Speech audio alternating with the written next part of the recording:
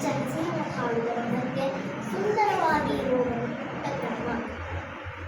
ಒಳ್ಳೆಯ ವಾತಾವರಣ, ಶುದ್ಧ ಗಾಳಿ, ಸ್ವಚ್ಛವಾದ ರುಚಿಕರ ನೀರು ವನ್ಯಜೀವಿಗಳ ಆಗರವಾಗಿದೆ. ಇಂತಹ ಪರಿಸರವನ್ನು ಸ್ವಚ್ಛತೆಯಿಂದ ಇಟ್ಟುಕೊಳ್ಳುವುದು ನಮ್ಮ ಜವಾಬ್ದಾರಿಯಾಗಿದೆ. ನಾವು ನಮ್ಮ ವೈಯಕ್ತಿಕ ಸ್ವಚ್ಛತೆ, ಮನೆ ಸ್ವಚ್ಛತೆ ಹಾಗೂ ಸಾರ್ವಜನಿಕ ಸ್ಥಳಗಳ ಸ್ವಚ್ಛತೆ ಬಗ್ಗೆ ಗಮನ ಹರಿಸಬೇಕು.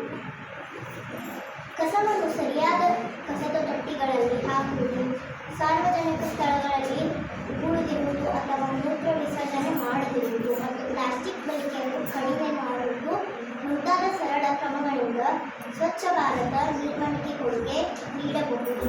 ಇವತ್ತಿನ ದಿವಸ ನಾವೆಲ್ಲರೂ ಪ್ಲಾಸ್ಟಿಕ್ ಬಳಕೆಯನ್ನು ಅತಿಯಾಗಿ ಮಾಡುತ್ತಿದ್ದು ನಂತರ ಪ್ಲಾಸ್ಟಿಕ್ಗಳನ್ನು ಪರಿಸರದ ಎಲ್ಲೆಂದೆಡೆ ಬಿಸಾಡಿಬಿಡುತ್ತೇವೆ. ಪ್ಲಾಸ್ಟಿಕ್ ಮಣ್ಣಿನಲ್ಲಿ ಸೇರಿ ಮಣ್ಣಿನ ಫಲವತ್ತತೆಯನ್ನು ಹಾಳು ಮಾಡುತ್ತದೆ.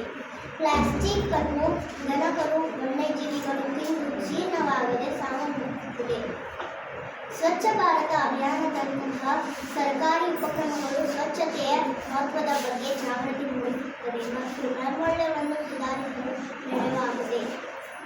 ಸ್ವಚ್ಛವಾದ ಪರಿಸರವು ನಮಗೆ ಶುದ್ಧ ಗಾಳಿ, ನೀರು ಮತ್ತು ಆರೋಗ್ಯಕರ ಜೀವನವನ್ನು ನೀಡುತ್ತದೆ. ಮಾಲಿನ್ಯವು ಅನೇಕ ರೋಗಗಳಿಗೆ ಕಾರಣವಾಗಬಹುದು. ಆದ್ದರಿಂದ ಸ್ವಚ್ಛತೆಯನ್ನು ಕಾಪಾಡುವುದು ನಮ್ಮೆಲ್ಲರ ನೈಸರ್ಗಿಕ ಸಂಪನ್ಮೂಲವನ್ನು ರಕ್ಷಿಸುತ್ತದೆ. ಸ್ವಚ್ಛತೆ ಕೇವಲ ಒಂದು ದಿನದ ಕೆಲಸವಲ್ಲ, ಅದು ನಮ್ಮ ದೈನಂದಿನದ ಜೀವನದ ಒಂದು ಭಾಗವಾಗಬೇಕು.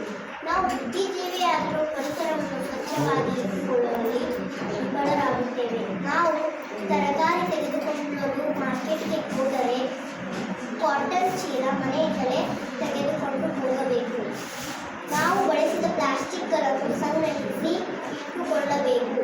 ಕಸದ ವಾಹನ ಬಂದಾಗ ಅವರಿಗೆ ಕೊಡಬೇಕು.